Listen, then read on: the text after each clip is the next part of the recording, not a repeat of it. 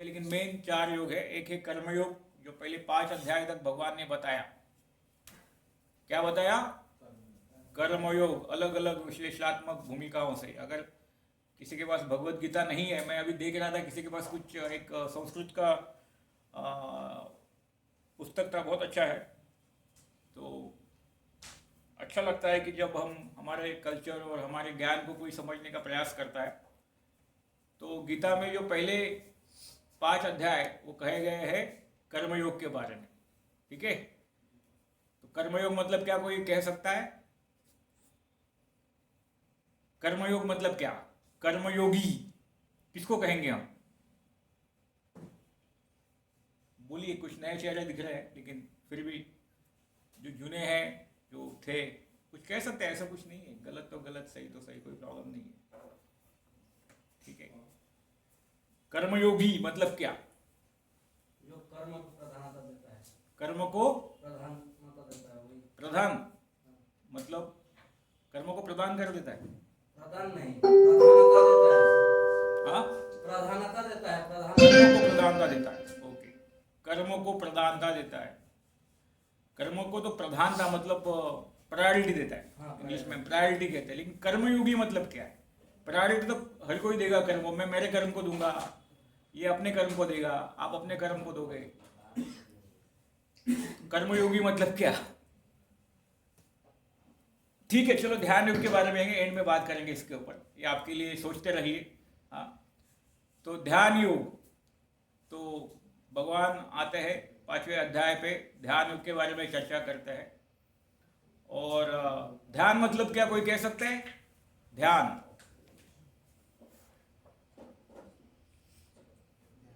हाँ, ध्यान, अरे एकदम सिंपल शब्द है। ध्यान मतलब क्या है?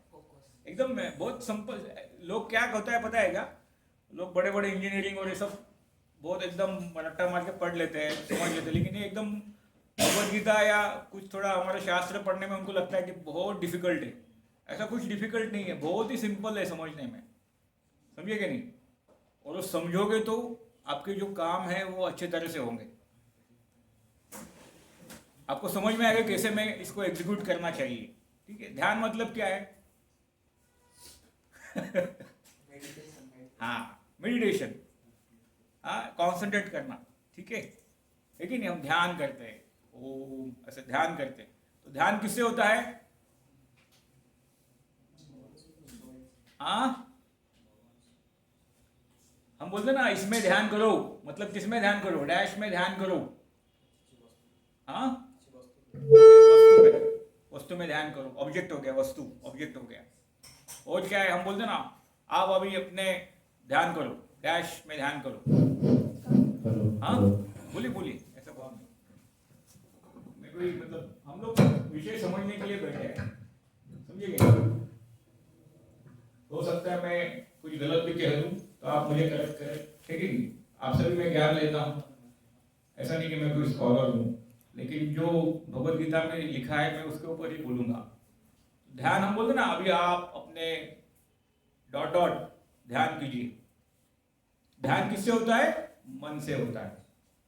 अब बोले मन में ध्यान करो, सुना है कि नहीं ये लाइन बहुत बार? हाँ बेटा, तू मन में ध्यान कर, माँ बोलती है कि नहीं?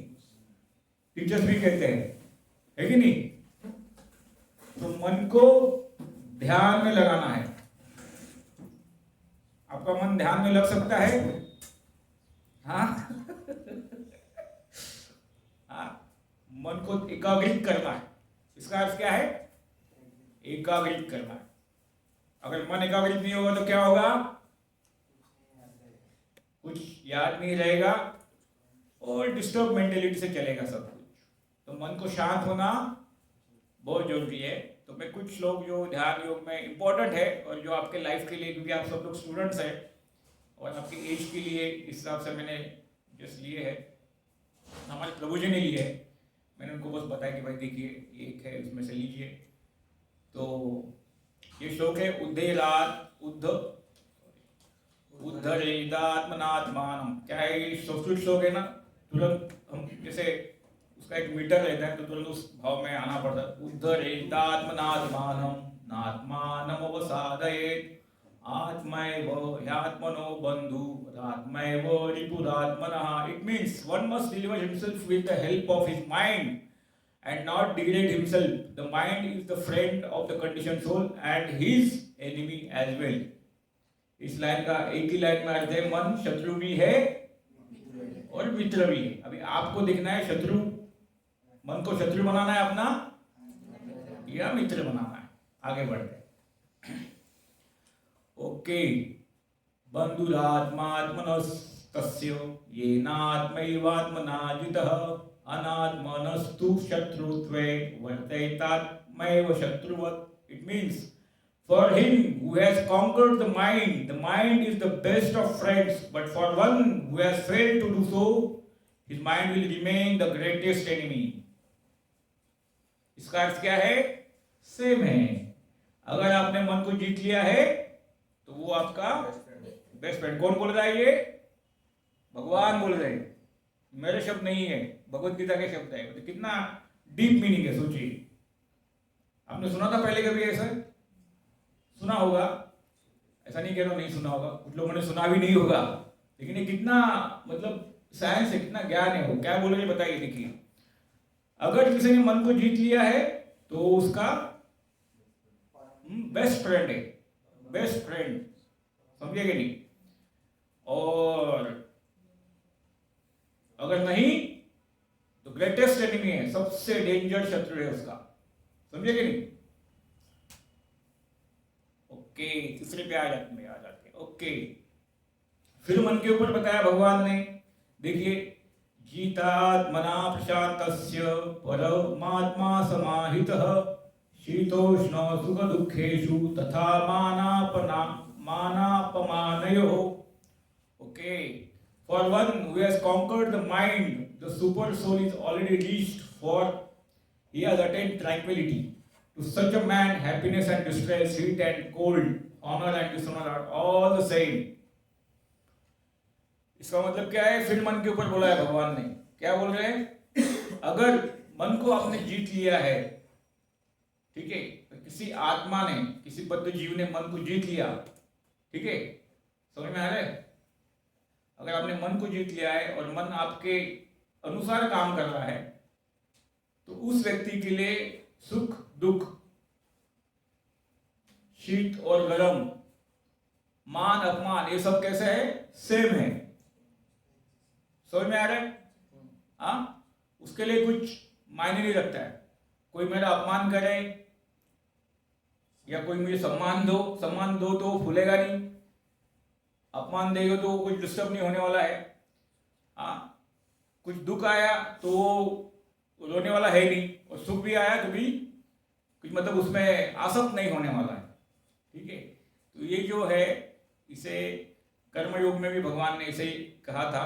कर्मयोग के जो पर हम चिंतन कर रहे थे कि व्यक्ति वास्तव में स्थितप्रज्ञ मतलब वही है कि जो सुख दुख समय कृत्वा लाभा लाभो जया जयो, जय विजय लाभ हानि को समदृष्टि से देखता है. समझ में आ रहा है? हाँ, ये फॉर्मूला, फिर ये कामयाब होने का फॉर्मूला है, भगवान कहते हैं. तो कैसे कामयाब होने का फॉर्मूला है, कोई बता सकता है? अब तक ये जो तीनों माइंड के ऊपर ही चल रहा था. भगवान माइंड के बारे में बोल रहे. पहले 3 श्लोक बोले क्या? मन को कंट्रोल करो. मन क्या है? शत्रु भी है, मित्र भी है. यहां पे बता रहे अगर किसी ने मन को कंट्रोल किया है तो ऐसा व्यक्ति, ऐसा सुपर सोल मतलब ऐसा आत्मा, ऐसा जीव, super soul is already reached for he has attend tranquility. Yes. तो ऐसा व्यक्ति मान अपमान सुख दुख इसमें क्या होता है? सब कुछ समान दृष्टि से देखता है. ठीक है. तो ये जो लाइन है ये कर्मयोग में भी अच्छे से एक्सप्लेन किया है भगवान ने. जैसे अर्जुन जब दुखी हो रहा था कि अरे मैं युद्ध करूंगा तो मेरे स्वजन भी मरे जाएंगे और दूसरे भी मरे जाएंगे, तो इतनी हानि करके जो भी मिलेगा उसमें मुझे क्या लाभ है कि नहीं? तो भगवान कहते हैं कि भाई तुम्हारे हाथ में क्या है? सिर्फ कर्म करना है. ठीक है. तो तुम्हारा कर्म करो. ठीक है. वो तुम्हारा धर्म है. ठीक है. और धर्म मतलब क्या है? नहीं। हाँ, हर एक को अपने धर्म के अनुसार कर्म करना चाहिए, लेकिन कर्म मतलब धर्म नहीं है। समझ में आ रहा है? कर्म आपका धर्म के अनुसार होना चाहिए। समझ में आ रहा है कि नहीं? हाँ, कर्म आपका कैसा होना चाहिए? अधर्म के अनुसार नहीं होना चाहिए। धर्म के, तो भगवान उनको कह रहे थे कि भाई ये अभी धर्म युद्ध है, तुम्हारा परिवार वाला युद्ध नहीं है, या प्रॉपर्टी का लिए नहीं चल रहा है कि ये मेरा प्रॉपर्टी लिया, इंद्रप्रस्थ लिया, ये मेरा हस्तिनापुर दे दो, ये वाला युद्ध नहीं है वो। ये धर्म और अधर्म का युद्ध है, ठीक है। और वो जो लोग हैं वो अधर्म के विरुद्ध में खड़े। हमने बहुत प्रयास किया, शांति प्रस्ताव लाया, 5 गांव मांगे, क्या क्या नहीं किया, लेकिन कुछ असर नहीं हुआ। तो अभी ठोको, समझे कि नहीं? अभी युद्ध करो। अभी युद्ध में अगर आप दुखी होगे, रोगे, धोगे, डरोगे, बोलेंगे मैं जंगल चला जाऊंगा, तो आप जीतोगे क्या? नहीं। तो भगवान उनको कहते हैं कि आपके हाथ में है, आपकी ड्यूटी है आपके धर्म का पालन करना। और धर्म मतलब क्या है? अभी हर कोई कह सकता है मैं हिंदू हूं, मुस्लिम हूं, क्रिश्चियन हूं, ये हूं, वो हूं, धर्म के, लेकिन वास्तव में धर्म है सबका हित करना। क्या है? सबका हित करना। एक ही लाइन में कहूं तो, यानी इंसानियत, ठीक है। हाँ, सबका हित करना। कोई अगर दुखी है तो उसको हेल्प करना। धर्म मतलब क्या है? हित करना। समझ में आ रहा है क्या? काफी कॉम ये हो रहा है समझने में। कुछ है तो बोलना, समझे कि मैं बहुत जितना हो सके सिंप्लीफाई भाषा में बोलने का प्रयास कर रहा हूँ। धर्म मतलब क्या है? सबका हित करना, ठीक है। अपना भी हित करना, अपना अहित करना ऐसा नहीं है। समझे कि नहीं? खुद का भी हित करो, सबका साथ, सबका विकास। हाँ देखो, ये धर्म की लाइन है कि नहीं? क्या है? हाँ, धर्म की लाइन यही है। कोई बोलेगा ना नहीं धर्म मतलब ये हिंदू है, मुस्लिम है, ऐसा नहीं है। धर्म मतलब क्या है? सबका साथ, सबका हित करना। वसुधैव कुटुंबकम, ये धर्म है, ठीक है। तो जब आपने सोचा है कि मुझे ये धर्म युद्ध है, सॉरी, धर्म युद्ध है, और आगे रह गया,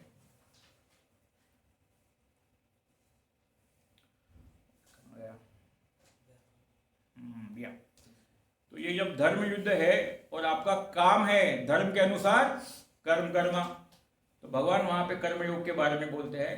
और कर्मयोग के बारे में ये कहते हैं, जो एकदम अगर मैं 5वें अध्याय को एकदम एक लाइन में बताऊं तो तुम बस कर्म करो, फल के प्रति आसक्त ना हो, और सब कुछ मुझ पर छोड़ दो। समझे कि नहीं? जो ऐसा काम करता है उसे कर्मयोग या कर्मयोगी कहते हैं। अभी इसके बारे में हमने बहुत बोला था, कर्म, अकर्म, विकर्म, कर्ता कितने हैं? 3 हैं। कितने कर्ता है? कौन से बताओ, चलो थोड़ा सा रिकैप कर लेते हैं, अभी आगे बढ़ना है, लेकिन फिर भी एक खुद मैं जो इच्छा करता हूं, मुझे पढ़ाई करनी है इसलिए लाइब्रेरी में आया। दूसरा क्या है? प्रकृति, मतलब समझो ये लाइब्रेरी है तो ये प्रकृति है। अब आपको प्रकृति के अनुसार ही कर्म करना है। यहाँ पे आप क्रिकेट नहीं खेल सकते। खेल सकते हैं क्या? नहीं खेल सकते। समझे क्या नहीं? मैंने क्रिकेट का भी एग्जांपल दिया था। प्लेयर क्या है? प्लेयर सोचेगा मैं खेलना है, लेकिन प्रकृति क्या है? क्रिकेट के नियम, ये वो डिपका डालना। और मेन बॉस कौन है? आईसीसी। आईसीसी यानी समझते हो ना? तो सबसे मेन बॉस कौन है? भगवान।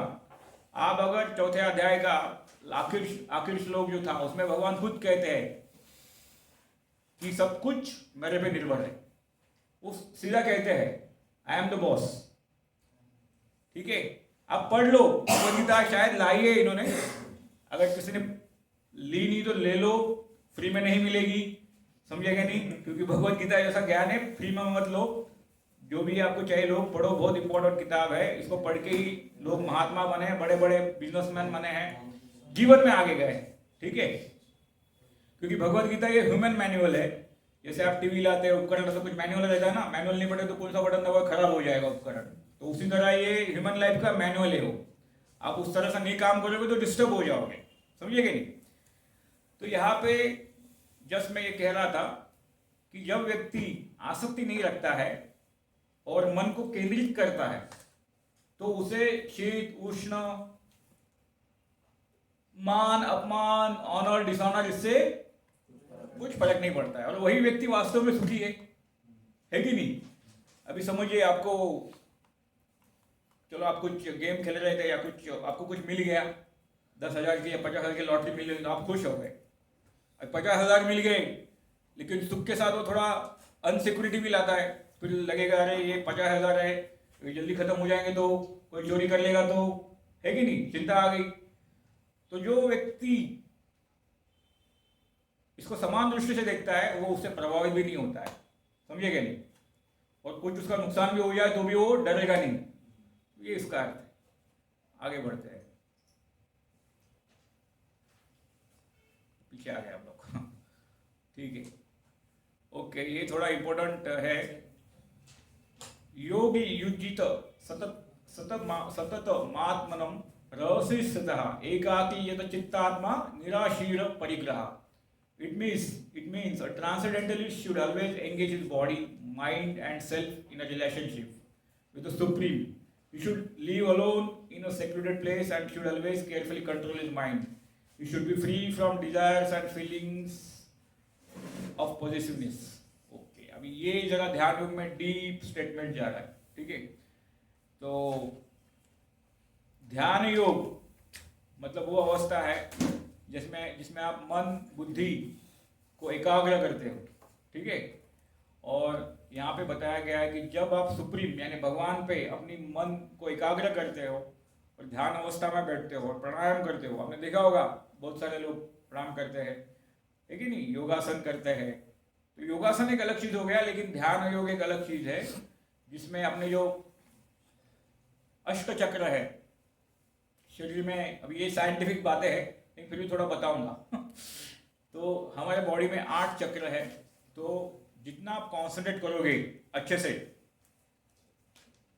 जितना आप अंदर डीप जाओगे, हाँ, केयरफुली कंट्रोल इज माइंड। क्या लिखा है? केयरफुली, जो एकदम केयरफुली कंट्रोल करता है माइंड को और माइंड को किधर और भटकने नहीं देता है। मतलब समझो अभी आप ध्यान कर रहे हो, ठीक है, जैसे प्रभु जी ने कहा ऑब्जेक्ट पे ध्यान करना।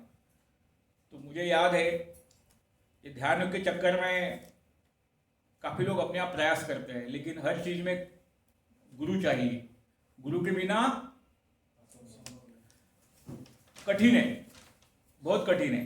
गुरु रहेगा तो क्या आपको सिखाएगा, एक्सपीरियंस देगा। इसलिए आप देखें कि हर जगह पे गुरु है। आप पढ़ाई करने जाते हैं तो भी गुरु है, खेल में भी गुरु है, हाँ, फुटबॉल क्रिकेट में भी तो कितने कितने गुरु है। कोचेस तो पूछो मत, हेड कोच, ये कोच, वो कोच, हाँ, फिर उनका मानसिक वाला भी कोच रहता है, तो देखते हैं मानसिक संतुलन ठीक है क्या नहीं, उसके भी सेशन होते हैं। तो या मैं टॉपिक चेंज किया।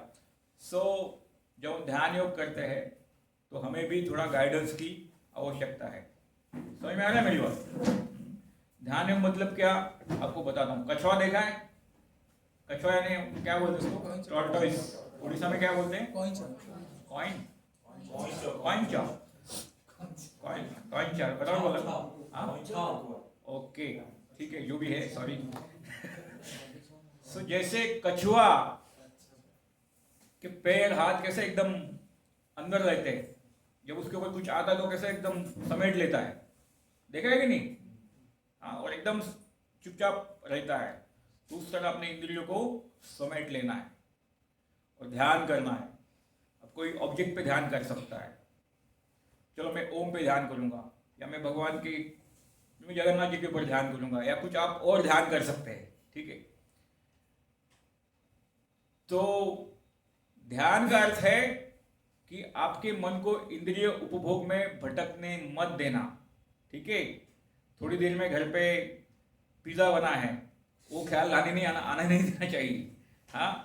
और बाद में मैं ये करूंगा, वो सब ख्यालों से दूर करके सिर्फ सुप्रीम यानी भगवान पे फोकस करते हुए अंतर मन को जागृत करना है। और जब आप इसमें आगे बढ़ोगे तो निश्चित रूप से आपको एक बहुत आनंद, मतलब क्या बोलते हैं, सेटिस्फैक्शन मिलना शुरू होगा। आपने कोई प्राणायाम किया है?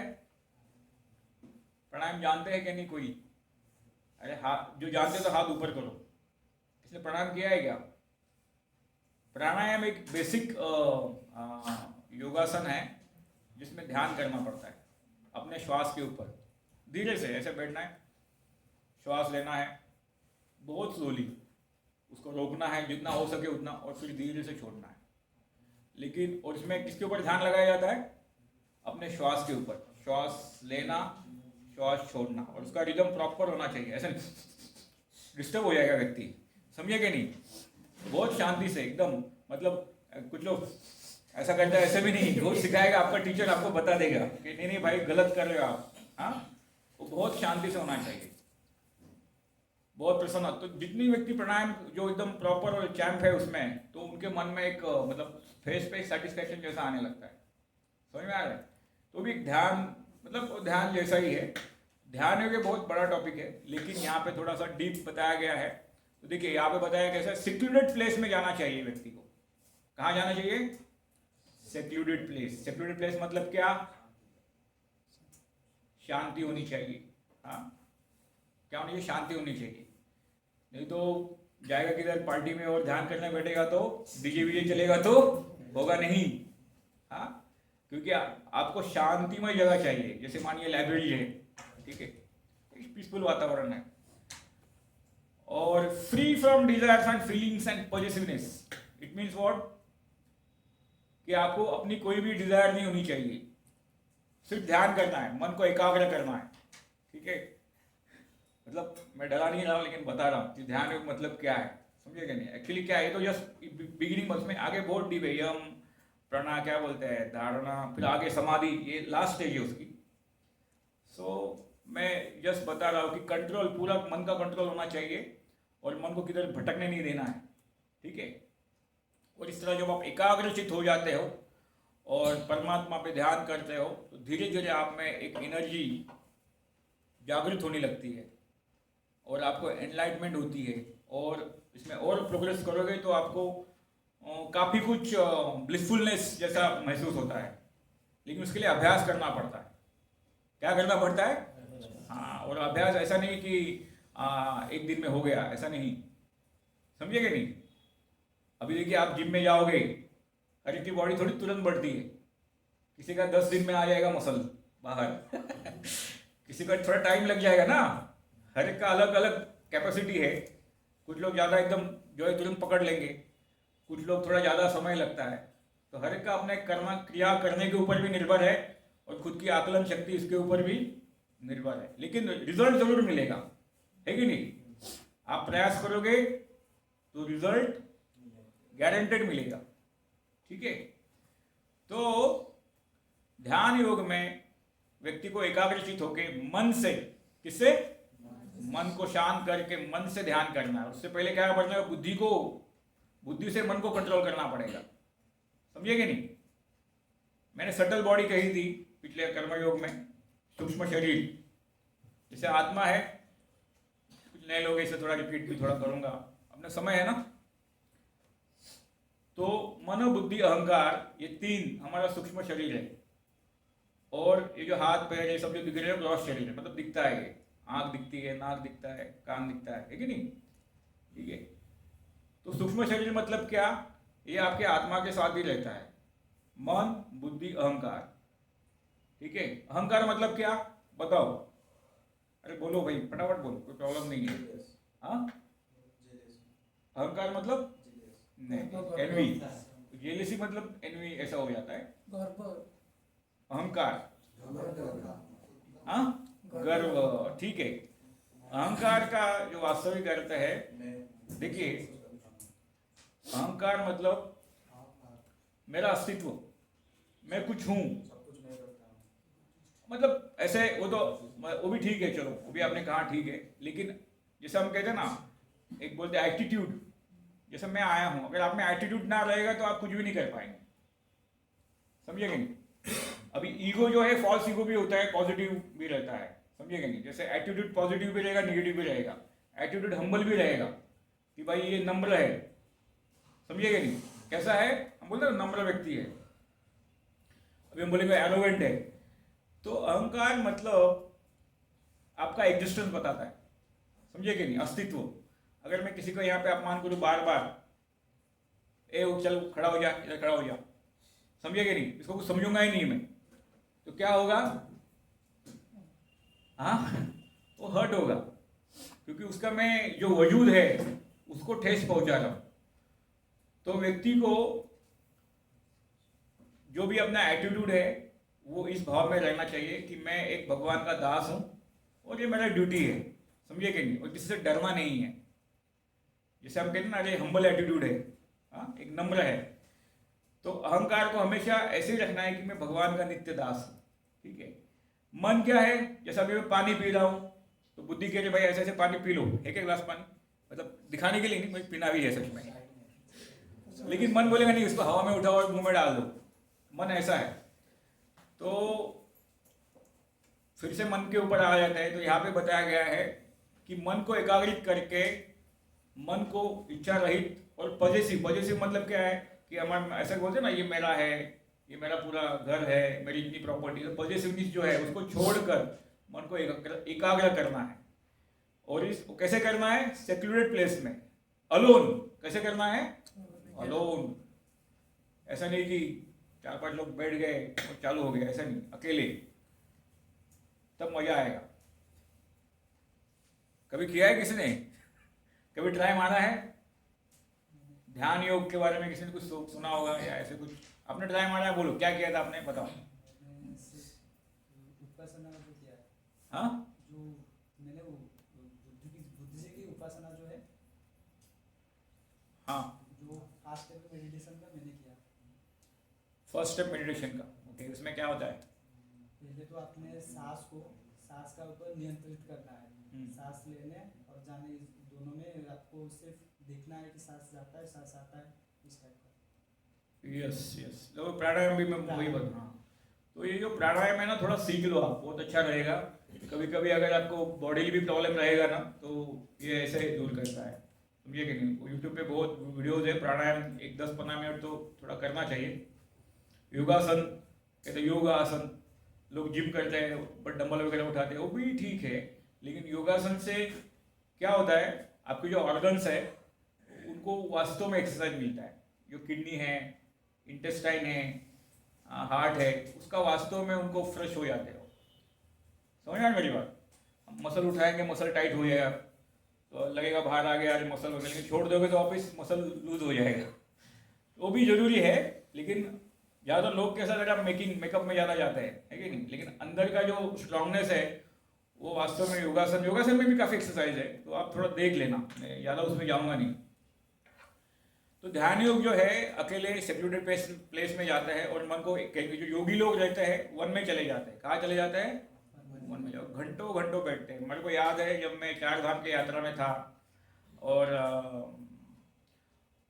जो व्यास गुफा है, व्यास गुफा के और ऊपर बहुत ठंड है, उधर चला गया था। तो वहाँ पे बहुत बर्फ रहता है, काफ़ी बर्फाच्छादित है। तो वहाँ पे बहुत सारे योगी, मतलब बहुत सारे नहीं, कुछ योगी ऐसा हुआ, मैं तो 7-8 ही देखे थे। तो वो एकदम बिना वस्त्र के सिर्फ एक कॉपी के ऊपर वो ध्यान करते हैं, घंटों घंटों ध्यान करते हैं, वो ठंड में। मतलब सोचिए, अगर आपको ठंड लगेगी 1-2 डिग्री सेल्सियस तो आप तुरंत जैकेट पहन लोगे, लेकिन वो जैकेट वगैरह नहीं पहनते, ऐसे ही बैठे रहते हैं। मैंने खुद देखा है। वो बात भी नहीं करते हैं, कुछ लोग तो बात भी नहीं करेंगे, इशारों से ही काम चला लेते हैं, ठीक है। तो ये अलग अलग विषय है जिसको परमात्मा को पाना है, और तो लगा रहता है, ठीक है।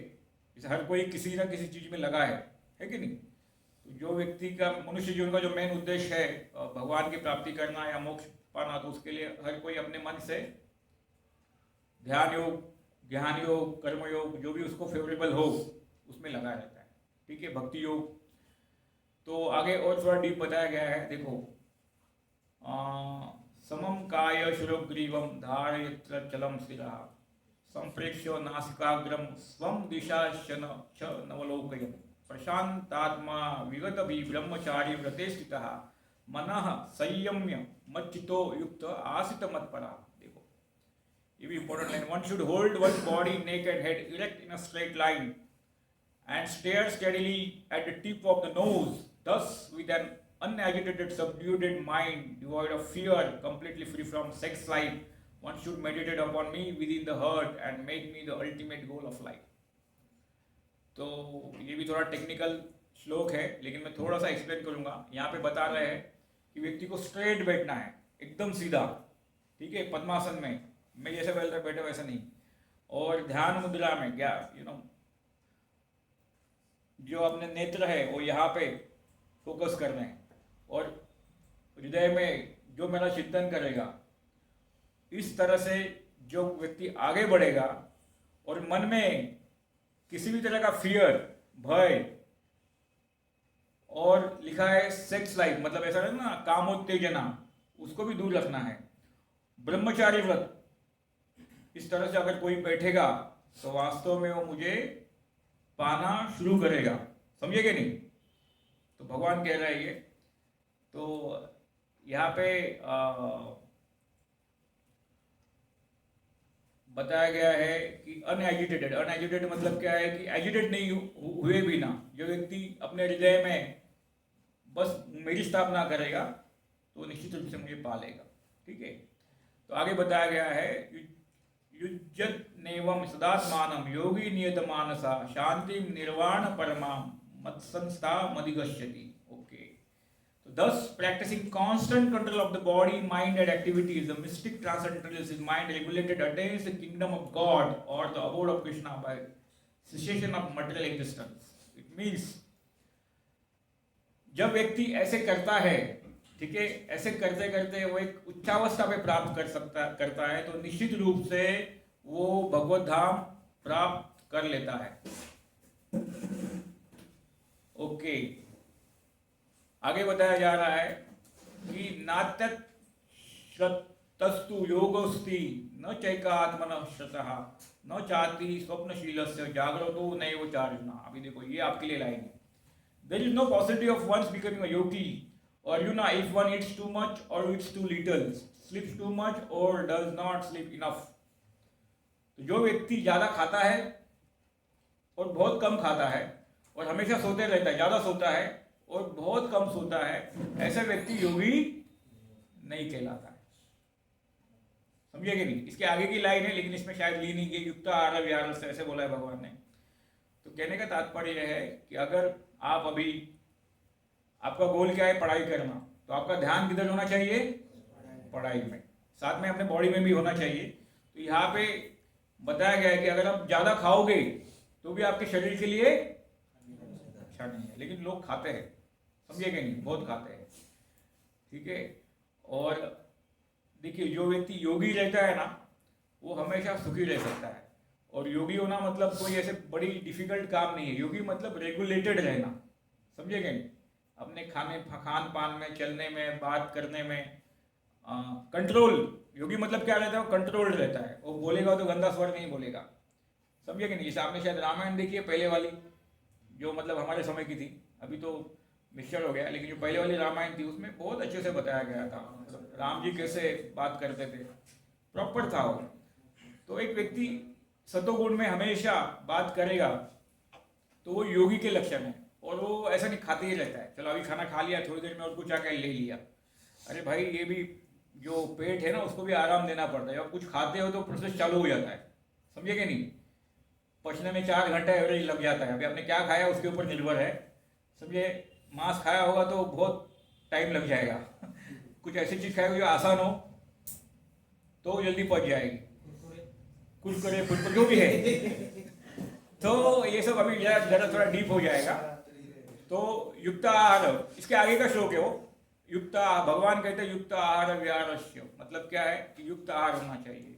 कि जैसे भगवान, डॉक्टर भी सुनते होंगे आपको कि चलो दिन में खाने के बीच में गैप होना चाहिए 5-6 घंटा, लेकिन आप हर बार अगर खाओगे तो आपका जो लीवर है वो जल्दी खराब या वीक होने लगेगा, ठीक है। खराब तो वो भी है, कुछ भी खाए नहीं। अभी शराब पीते हैं लोग, लीवर खराब होता है। स्मोकिंग करते हैं, क्या करने लोग फिर भी पीते हैं पैशन में, उनको लगता है कि कुछ नहीं। आजकल तो ये सब हो गया, क्या करें, पिक्चर्स में दिखाया जाता है। हाँ, दारू का गिलास लगता ही है, हीरो मतलब दारू का गिलास चाहिए और एक हाथ में सिगरेट चाहिए, ऐसा लगे पिएगा, माने सिगरेट भी पिएगा, है कि नहीं। और बोलेगा मुझे कुछ नहीं होता है, लेकिन होता है भाई। हाँ, काफी होता है। वो नाटक कर रहा है, क्या कर रहा है वो नाटक, ही प्लेइंग ड्रामा। वो प्ले में आने के लिए उसने कितना बॉडी बनाने के लिए कितना डाइट किया होगा आपको पता नहीं। अभी एक वास्तविक मूवी आई थी, हम तो बस ऐसे देखते हैं इसमें, मतलब कुछ जो शॉर्ट्स आता है ना यूट्यूब में, जैसे हम कुछ न्यूज़ सुनते उसमें आ जाता है। तो अभी कोई एनिमल आई थी या पुष्पा आई थी, तो उसके लिए उन्होंने वर्कआउट किया था, समझे कि वहाँ एकदम बेवड़ा दिखा रहा है, हाँ, दारू पी रहा है, ये कर रहा है, मतलब सब झूठा बताया जाता है। लेकिन हम लोग क्या करते हैं, उसको ही फॉलो करते हैं। अरे उसने ऐसा किया था ना, मैं भी दाढ़ी बना कर रखूँगा, इतना बड़ा दाढ़ी रहेगा मेरा, तो उसने ऐसा किया मैं भी ऐसा करूँगा। समझे कि नहीं, झुकूंगा नहीं। अरे तुम्हारे बाप का माल है, झुकूंगा नहीं, कोई भी झुका सकता है, समझे कि नहीं। हाँ, सर बोलेगा स्टूडेंट को झुकेगा तो झुकना ही पड़ेगा, नहीं तो फेल कर देगा। बॉस बोलेगा एम्प्लॉय को भाई चल 2 घंटा और काम कर, नहीं तो छोड़ के चले जा, और तू ऐसा करेगा थोड़ी चलेगा, वो बोलेगा तू उधर जा। तो we are here, we are not, क्या बोलते हैं हम लोग, लिमिटेड है, हमारी एनर्जी लिमिटेड है। बड़े से बड़ा व्यक्ति भी लिमिटेड है, समझे कि नहीं। लेकिन भगवान की कृपा से, भगवत कृपा से हम हमारी कैपेसिटी बढ़ा सकते हैं अगर हम भगवान से कनेक्टेड रहेंगे तो, अन्यथा नहीं। तो यहाँ पे बहुत ही सिंपल श्लोक है, लेकिन समझने के लिए कि किसी को ज़्यादा सोना भी नहीं चाहिए, वो आलस का कारण है। व्यक्ति हमेशा सोते रहेगा तो क्या होगा, एक व्यक्ति को 6-7 घंटा नींद काफ़ी हो गई अपने आपके एज के लिए। लेकिन अगर एकदम कम करोगे तो फिर बॉडी, क्योंकि इस घर में हम रहते हैं ना, है कि नहीं, ये भी घर है हमारा, तो ये प्रॉब्लम देना शुरू कर देगा आगे। अभी जैसे हम नया बाइक लाते तो कैसे किधर भी गड्ढे में डाल दो, कुछ भी करो, घुमा रहे हैं। लेकिन जैसे 2 साल हो गया, फिर गड्ढे में डाल के देखो, आवाज आ जाएगा। हाँ, 40 साल हो गया, कुछ भी खा के देखो, फिर पता चलेगा। जब नया मशीन है तब तक ठीक है, किधर भी उड़ाओ ये हो, लेकिन जल्दी डैमेज हो जाएगा। समझ में आ रहा है मेरी बात? ये वो यौवनावस्था में हम लोग सिगरेट पिएंगे एक फैशन या शाइनिंग के लिए, बड़े बड़े, तभी नहीं पता चलेगा, बाद में सब निकलता है। उधर तो लिखा भी रहता है कि भाई it is very injurious, cigarette पीना तो दारू पीने से भी खतरनाक है। तो यहाँ पे तो भगवान सिंपली बता रहे, सिंपल चीज़ों के लिए कि भाई ज़्यादा सो मत, तो आलस आ जाएगा। कम सो मत, वो भी आपके लिए ठीक नहीं है। और ज़्यादा खाओ भी मत, रेगुलेटेड खाओ। ब्रेकफास्ट है, बाद में लंच है, डिनर, उसके बीच में भी खाते रहोगे तो फिर क्या है, वो जो लीवर है, क्या बोलते हैं, पचन, उनको आराम ही नहीं मिलेगा। कुछ लोग रात को 1-1, 2-2 बजे तक खाते हैं, खाते कि नहीं। कुछ भी आ गया, फ्रिज में जाओ, केक पड़ा है, खा लो। अरे जब आप खाओगे तो आपका मशीन चालू करेगा उसको पचाने के लिए। वो बेचारा सोया था, वो आराम कर रहा था, उसको आपने जगा दिया अंदर, हाँ, और फिर वो बेचारा उसको मेहनत कर रहा है। तो इसलिए कहा गया है कि हम लोग प्राणियों से भी बदतर है। आप देखेंगे जो जितने भी पंछी है, इनको रात में कभी नहीं खाते ये। पंछी को देखा है, वो सूर्यास्त से पहले खा के सो जाएगा जल्दी, देखा है कि नहीं? नहीं देखा है तो फिर से देख लेना, ठीक है। कभी मुझे दिखाओ कि कौवा रात में खा रहा है, चिड़िया खा रहा है। मेरे पास 2 चिड़िया है घर पे, उनको रात में कितना भी दाना डालो नहीं खाएंगे, समझे कि नहीं, क्योंकि वो हो गया उनका। लेकिन हमारा ऐसा नहीं, मन में आ गया, पेट भरा है फिर भी ले लो। तो ऐसे करने से आपका ही नुकसान हो रहा है। आपको ये जो शरीर मिला है उसको अच्छे से रखना है, अच्छे से एक्सरसाइज करके, और प्रॉपर स्लीप, और सुबह जल्दी उठना चाहिए। ये सब बातें हैं इसमें। भगवान इसलिए इसके आगे का श्लोक है, युक्त आहार विहारस्य। अगर किसी के पास भगवद गीता नहीं है तो पढ़ सकता है। आगे हम जाते हैं। ओके,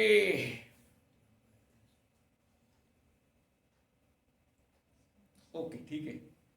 तो मैं इसका मीनिंग पढ़ता हूँ। In the stage of perfection called trance और samadhi, once mind is completely restrained from material mental activities by practice of yoga. This perfection is characterized by one's ability to see the self by the pure mind and to release the rejoice of the self. In that joyous state, one is situated in the boundless transcendental happiness realized through transcendental senses. Established thus, one never departs from the truth.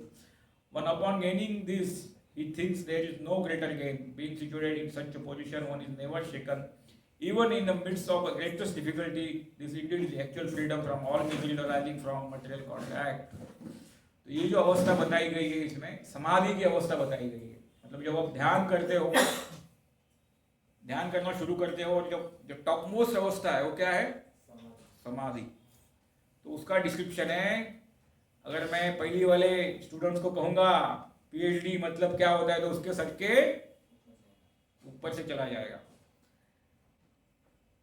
जब मैंने, जैसे हम कहते हैं ना, किसी को अरे शराब छोड़ दो, है कि नहीं, तो वो जो शराबी हो क्या बोलेगा? अरे इसमें क्या मजा है, तुम्हें पता नहीं, एक बार पी कर दे, एक बार पी के देख लो। नहीं, सही बात बोलेगा। हाँ, मतलब तुम भी एडिक्ट हो जाओ। तो ये उस व्यक्ति की क्या बोलते सिचुएशन है कि वो व्यक्ति इतना ब्लिसफुल रहता है, उसे जीवन में और कुछ नहीं चाहिए, उसको एक ब्लिस मिलता है। ये सब एक्सप्लेन किया गया है इसमें। तो मैं इसमें ज़्यादा नहीं ले जाऊंगा आपको, लेकिन समाधि ये परमोच्च अवस्था है ध्यान की, जिसमें व्यक्ति भगवान को पा लेता है। समझ में आ रहा है मेरी बात? वास्तव में पा लेता है, भगवान के दर्शन कर लेता है वास्तव में। जैसे हम जाते हैं ना जगन्नाथ जी का दर्शन करते हैं, कि अभी हम फोटो रूप में भगवान को देखते हैं, लेकिन वो वास्तव में उसके दर्शन करता है और वो समाधि अवस्था में रहता है। ठीक है, तो ये उच्चावस्था है। तो हाइयर, वेरी हाइयर, बहुत ही हाई स्टेज है ध्यान योग की। तो लेकिन उसके लिए देखो भाई, वन में जाना पड़ेगा। और समाधि की अवस्था में प्राण शरीर से निकल देता है? नहीं निकलता है।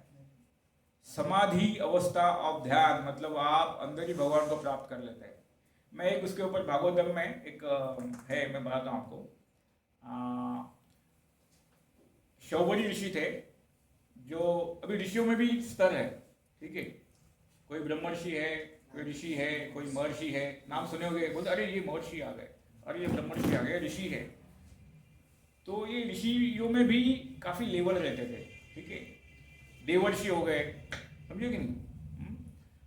तो ये जो ब्रह्मर्षि रहते थे ना, सीधा स्वर्गलोक में ऐसे चले जाते थे।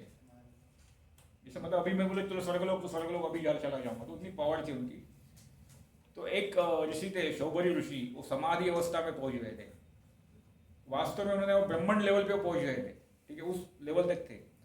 तो उनके पास कितनी पावर आई होगी, समझिए कि नहीं? पावर भी आती है भाई, ऐसा नहीं है, कोई आसान काम नहीं है, समझिए कि नहीं? लोग डर जाते, देखो एक बागेश्वर बाबा है, देखा है कि नहीं? उसके बाद छोटी सी सिद्धि है, बस है। हाँ, ऐसा झूठ नहीं कह रहे, वो है। भले हनुमान जी की कृपा से है, उनके गुरु की कृपा से, लेकिन है वास्तव में। उनको मिला हूँ, पंडित धीरेन्द्र शास्त्री से मैं 2 बार मिला हूँ, तो उनके पास वास्तव में। लेकिन वो अगर चाहे ना तो उसका बहुत बड़ा आडंबर करते हैं, लेकिन वो फ्रैंकली कोई भी सवाल करेगा सीधा बोलते हैं भाई ये मेरे पास कुछ है नहीं, मेरे पास थोड़ा सा अभी हनुमान जी की कृपा से है, मेरे गुरु की कृपा से है। एकदम ऑनेस्ट जवाब देते हो, प्रामाणिक जवाब। तो उनके पास क्या है भाई, तुम्हारे मन में क्या चल रहा है वो बता देते कि तुम आए हो, कौन सा सवाल लेके मेरे पास आए हो। उसी के ऊपर वो पूरा दुनिया को घुमा रहे, है कि नहीं? सब लोग उनके फैन हो रहे हैं। ज़्यादा सिद्धि नहीं है, और उनको बोलेंगे मेरा ये काम होगा क्या, बालाजी का ये करो, हो जाएगा। ये तो हर कोई बोलता है। तो अब तुमको बोले भगवान हो गया, तो बोले मैं भगवान नहीं हूँ, मेरा मेन भगवान वो है। लेकिन हाँ, मैं इतना पहचान लेता हूँ कि तुम्हारे मन में क्या चल रहा है। ठीक है, ये मेरे पास एक है। तो मैं कहाँ था? हाँ, क्या बोला था उससे पहले? शौबरी ऋषि। ये शौबरी ऋषि थे, और बीच में उन्होंने उतना लेवल पे पहुंचने के बाद उनके मन में आया थोड़ा चलो आंखें खोल लेता हूँ, इतना आनंद ले रहा हूँ अंदर, इतना मैं परम आनंद। वो व्यक्ति तो इतना मतलब इतना ध्यान किया था, तो पानी में गए थे, सागर के अंदर गए थे। उनके तो पैर भी खा लिया था मछलियों ने, उनको कुछ फर्क नहीं पड़ रहा था। क्योंकि उनको, अगर एक बेवड़ा रहता है, बहुत दारू पी लिया, उसको 2-4 कान के बीच मार तो हंसते ही रहेगा, समझे कि नहीं? कभी देखा है कि नहीं? जो एकदम नशे में धुत है, उसके आप पैंट भी निकालो, उसको कुछ फर्क नहीं पड़ेगा। सॉरी, मैं जस्ट एक एनोलॉजी दे रहा हूँ। तो एक व्यक्ति अगर दिव्यावस्था में है, मैं इसका कंपेयर नहीं कर रहा हूँ, लेकिन मैं बता रहा हूँ कि एक तुच्छ नशे का संग करके व्यक्ति को पता नहीं चल जाता कि मैं कहाँ पे हूँ, गटर में सोया हूँ मैं कहाँ सोया हूँ। तो एक व्यक्ति जो बहुत, एक योगी व्यक्ति जो सागर में अंदर जाके तपस्या कर रहा है, उसके पैर बीड़ सब कुछ मछलियों ने खा लिए हैं, और वो समाधि अवस्था में पहुंच गया है, उसको कुछ फर्क नहीं पड़ रहा है कौन मेरा बॉडी खा रहा है क्या कर रहा है, इज आउट ऑफ बॉडी, मतलब उसको बॉडी से भी आसक्ति नहीं हो गई है। भागवतम की कथा है, थोड़ा बताना जरूरी है इसके ऊपर। तो व्यक्ति आंखें खोलता है, आपने क्या करता है, आंखें खोलता है, लीन था व्यक्ति, लेकिन बीच में ऐसा आता है ना, मन तो दिल तो पागल है, कभी कभी सेंचुरी बनाने के बाद भी व्यक्ति क्या होता है, आउट हो सकता है। सेंचुरी बना लिया यार, लेकिन कभी कभी हल्का सा शॉट से तो ऐसा भी होता है। तो ये वो कथा है। तो आंखें खोलते हैं और देखते हैं कि मछली हस्बैंड मछली और वाइफ मछली वो दोनों खेल रहे हैं एक दूसरे से, ठीक है, प्रणय कर रहे हैं, देख रहे हैं, एकदम खुश लग रहे हैं। बोले अरे यार ये क्या है, ये तो एकदम अच्छे से पानी में घूम रहे हैं। हाँ, तो फिर वो सोचते हैं कि ये आनंद अच्छा है या मेरा आनंद अच्छा है। क्या बोलते हैं, ये जो आनंद ले रहे वो श्रेष्ठ है या मैं जो अभी दिव्यावस्था में हूं वो श्रेष्ठ है। समझे क्या नहीं।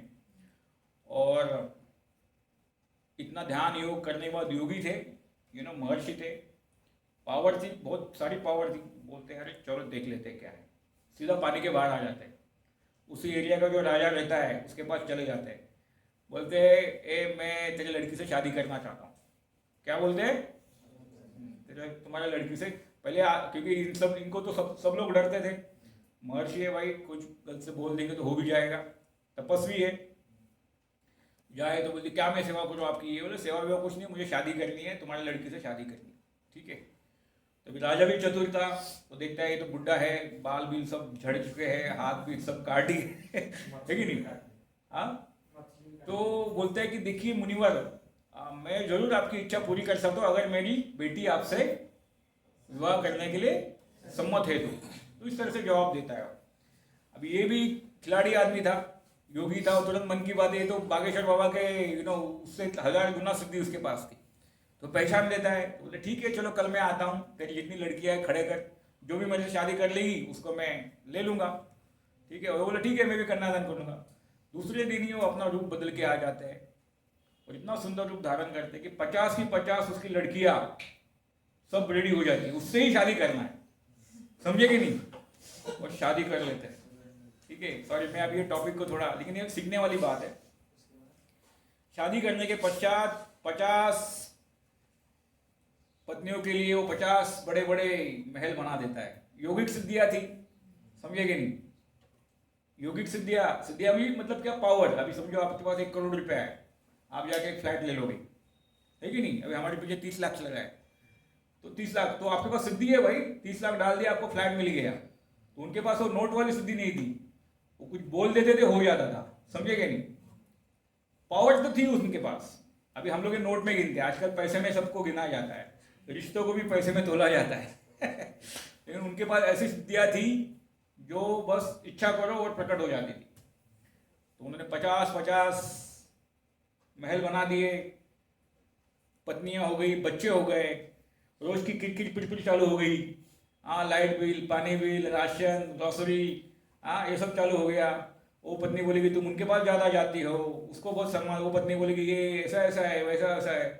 तो बेचारा बहुत बहुत दुखी हो गया। अंत में क्या हो गया, दुखी हो गया, बहुत दुखी हो गया। और बाद में एक श्लोक है, अहो बस मतलब मैंने क्या बड़ा पाप कर दिया। क्या बोलता है, मैंने कितना बड़ा पाप कर दिया, मैं दिव्यावस्था में था। क्योंकि उसके हिसाब से तो पाप ही था, वो तो एकदम आनंद में था, जिधर उसको किसी भी चीज़ की जरूरत नहीं थी, सब कुछ पा लिया था उसने। लेकिन इसके एक गलती की वजह से वो सेंचुरी मारने के बाद आउट हो गया। तो ये वो कथा है, कभी पढ़ लेना, भागवतम बहुत ही अच्छी किताब है, पढ़ लो। अभी आगे बढ़ते हैं, आज के टॉपिक है। ओके, सो यहाँ पे लिखा gradually step by step one should become situated in trance by means of intelligence sustained by full conviction. Thus the mind should be fix and self alone and should think of nothing else. तो ये आगे यही बताया जा रहा है कि धीरे धीरे इसको करना है भाई, घाई नहीं करना है। समझ में आया कि नहीं, आगे क्यों नहीं बढ़ रहा है। ओके, हाँ ठीक है। क्या बोल रहा है कि स्टेप बाय स्टेप, ऐसा नहीं कि तुरंत आप बोलोगे झटके में आपको दिव्य अवस्था प्राप्त होगी, ऐसा नहीं, प्रॉब्लम हो जाएगा, गड़बड़ हो जाएगी। इसके लिए भी मैंने जैसे प्रभु जी ने बताया ना कि मैंने भी थोड़ा किया था प्राणायाम जैसा कुछ, आपने ध्यान किया था। मेरे एक मित्र थे अमोल जोशी, उनके दोनों माँ बाप डॉक्टर थे और सच्ची घटना है। और ब्रिलियंट व्यक्ति था, ब्राह्मण था, 10th में थे 80%, 12th में उसके माँ बाप का हट था कि मुझे 95% ही चाहिए, मेरिट में आना है, अब वो 90 मेरिट रहता है। तो बेचारा लग गया फिर, तो पढ़ाई अच्छी करने के लिए वो ध्यान धारणा करने लगा। क्या करने लगा? ध्यान धारणा, फोकस ना भाई, पढ़ाई एक एक वर्ड तुरंत घुसना चाहिए, ऐसा नहीं रहता है। हर एक का खाने का डाइजेस्ट करने का कैपेसिटी अलग रहता है, समझ में आ रहा है मेरी बात? तुम खाना 10 मिनट में पूरा कर सकते हो, ये 5 मिनट में कर सकता है, मैं भाई 15 मिनट में कर सकता हूँ।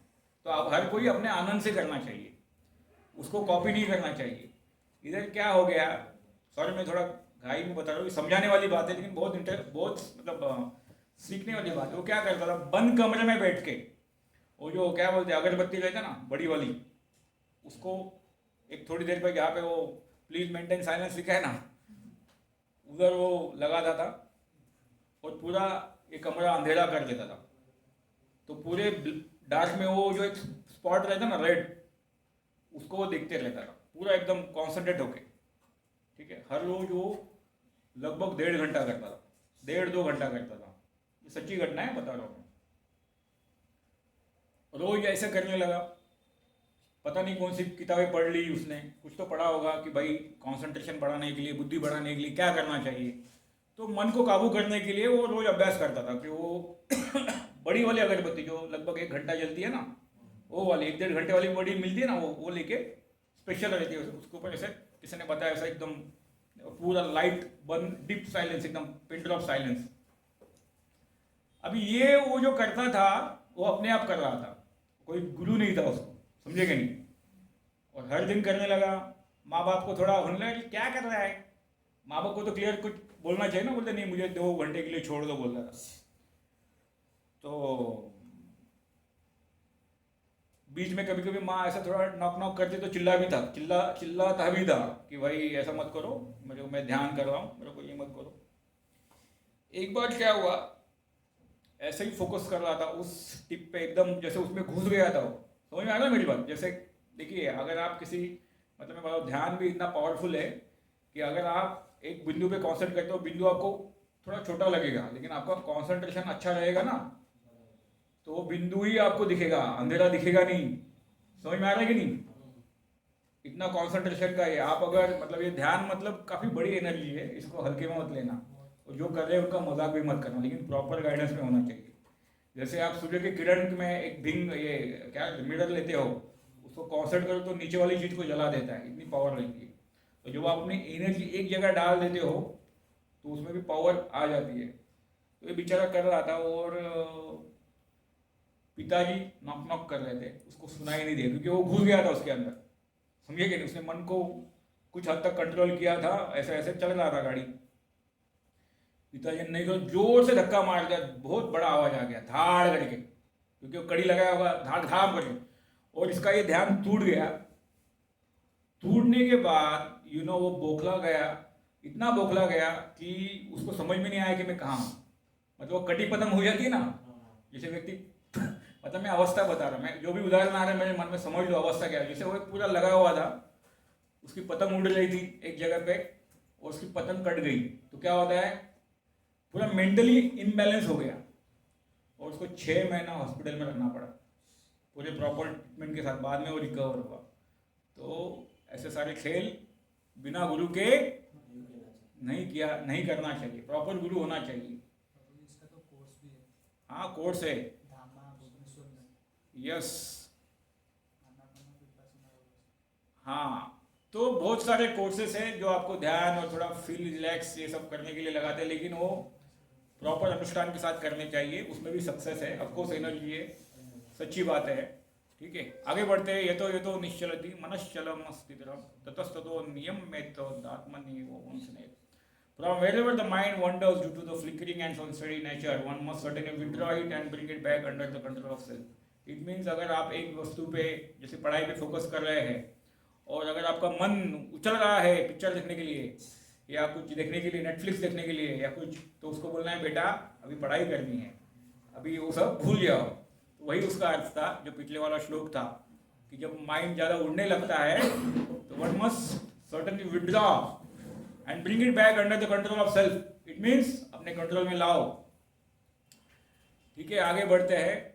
भगवान कहते हैं, o mighty arm son of Kunti, it is undoubtedly very difficult to curb the restless mind, but it is possible suitable practice and by detachment. देखो ये भी बहुत बड़ा इंपॉर्टेंट ये है, लेकिन मैं उसके ऊपर कहना चाहूँगा, मन तो भगवान कह रहे हैं कि उसको कंट्रोल करना डिफिकल्ट है, लेकिन कैसे हो सकता है? डिटैचमेंट से।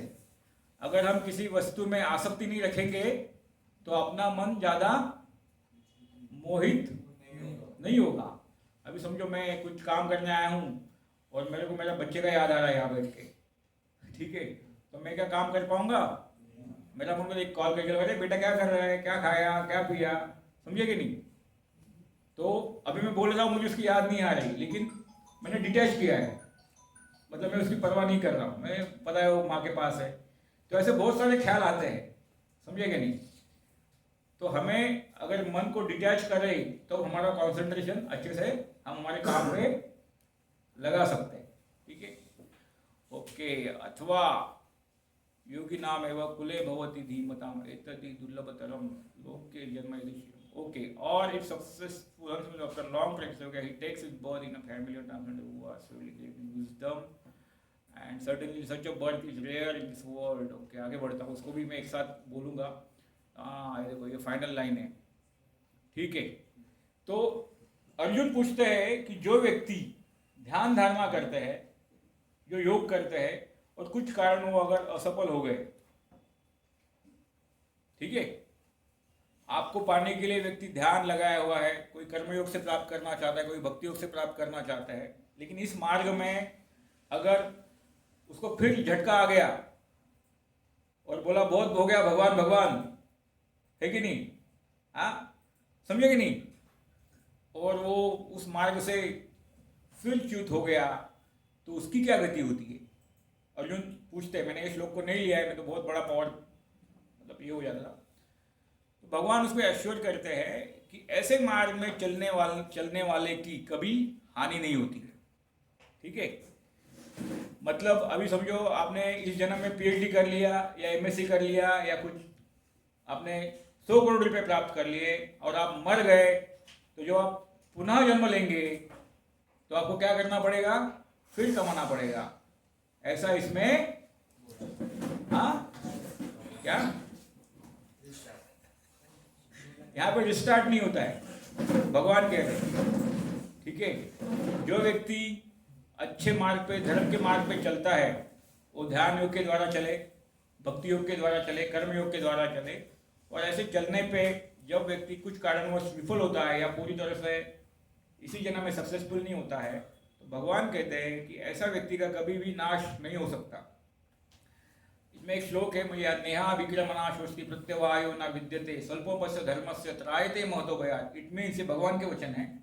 भगवान कहते हैं कि ये मार्ग इतना सुलभ है, अगर इसमें चलो कोई मतलब मैं समझाऊं, किसी ने 10th स्टैंडर्ड पास कर ली, इसके बाद वो क्या हुआ?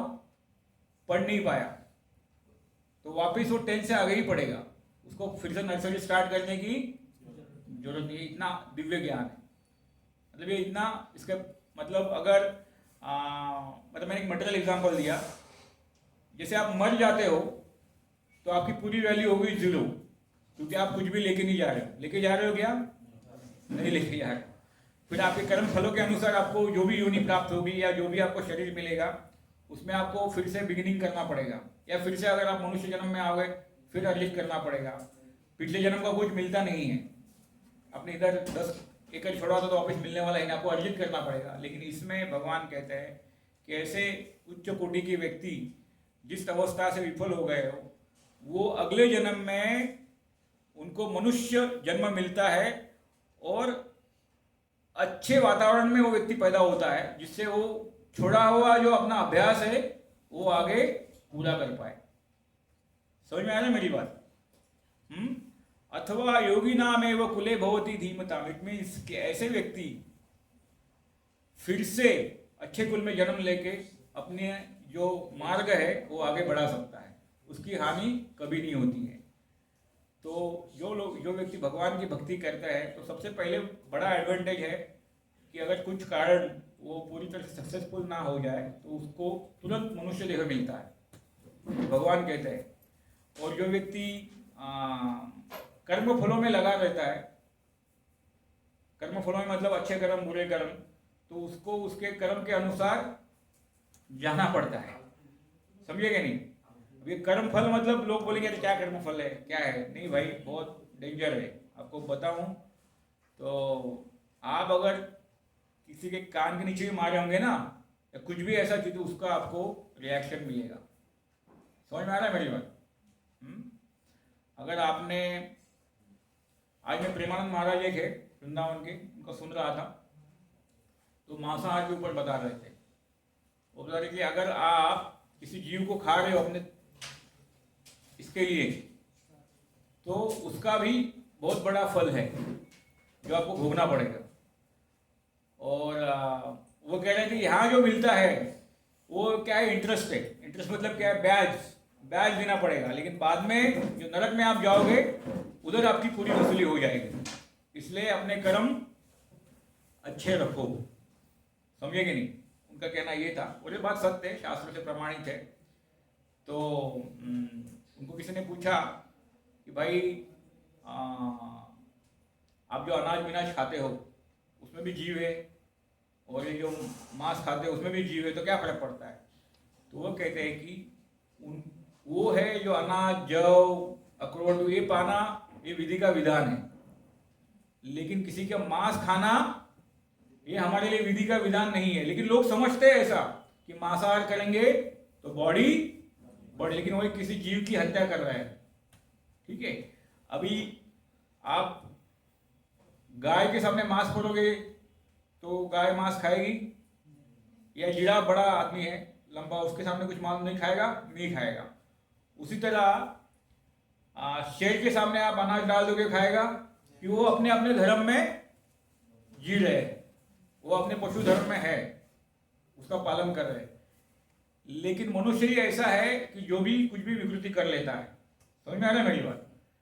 तो वो उसके ऊपर बता रहे थे। बाद में एक उन्होंने भी अच्छा एक एग्जांपल दिया कि एक ने पूछा ऐसे, अच्छा था, लाइव चल रहा था, तो वो एक बहुत ही अच्छे व्यक्ति है, प्रेमानंद महाराज, नाम सुना होगा नहीं मुझे पता नहीं, लेकिन उनकी दोनों किडनियां फेल है आज से नहीं, 18 साल से। हाँ, तो ये व्यक्ति मतलब समझ में आता है कि उच्च अवस्था में आगे है वो। दोनों किडनियां फेल होके भी वो ऐसा उनके चेहरे पे लगेगा नहीं भाई, क्योंकि जिसकी एक भी किडनी फेल हो जाए उसका चेहरा पहले डल होता है, उनका तो ब्राइट चेहरा है, और उसी के साथ वो जी रहे। तो कहने का तात्पर्य है, वो कोई उनको पूछा था कि रेप करने के बाद वो जो सजा मिलती है, वो होने के बाद हमें वापस सजा मिलेगी क्या? तो वो बोलते हैं अरे बहुत खतरनाक सजा मिलेगी। जो यहाँ पे सजा मिल रही है ना, वो जो 5 मिनट का जो भी रेप होता है, जो भी मर्डर होता है, ये आपको बस इंटरेस्ट देना पड़ता है यहाँ, समझे कि नहीं? लेकिन जो बाद में नरक में जो मिलता है वो बहुत ही खतरनाक रहता है। जैसे उन्होंने एक एग्जाम्पल भी समझाया कि कोई व्यक्ति किसी को छेड़ता है, समझो किसी ने लड़की को छोड़ दिया, ठीक है, तो हम उसको पकड़ के मारते क्यों है इतना? समझो तुम्हारी बहन को किसी ने छेड़ दिया, आपकी किसी बहन, आपके बहन को किसी ने छेड़ दिया आपके सामने, तो आप क्या वापस उसको छेड़ोगे? जैसे उसने बहन को छेड़ा आपके, आप उसके अलावा छेड़ोगे? आप उसको मारोगे। हाँ, तो इधर ही आप बोलो, कोई देखने के लिए बोलेगा अरे छेड़ दिया ना, तू भी छेड़ ले, लेकिन मारते उसको, इधर ही दंड मिलता है इतना। तो सोचो नरक में कितना मिलेगा। समझे कि नहीं? उधर तो जगह से भी किसी को लग रहा होगा कि भाई क्या मजा कर लेते, चलो क्या कौन देखना, लेकिन वहां पे पूरा आपका अकाउंट टैली होते रहता है।